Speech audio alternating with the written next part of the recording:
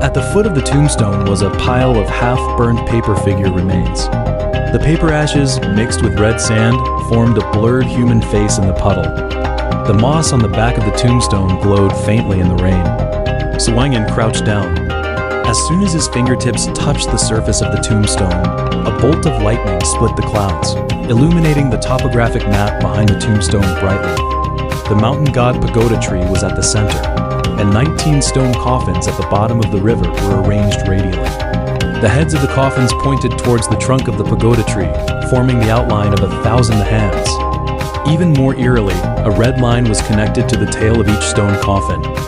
Where the red lines converged was marked Twin Fiends, Wang Yin Yung Yang. The writing, washed by the rain, revealed deeper engravings underneath.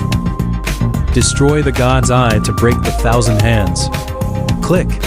Half a piece of the broken river. God Steely slipped out from the moss at the foot of the tombstone. When Suwanyan picked it up, his palm was cut by the stone edge. Blood seeped into the crack of the fragment, and the ancient characters Twin Fiends destroy the god's eye suddenly glowed red. The edge of the fragment was serrated and fit perfectly with the half-mask in his pocket. The stone powder at the broken part was as fresh as if it had just been chiseled from the stele, and the signature on the side of the stele was clearly the 26th year of the Republic of China, 30 years before Chen Shixi's death. Rainwater flowed into his cuff along the surface of the tombstone. Suwanyan shivered.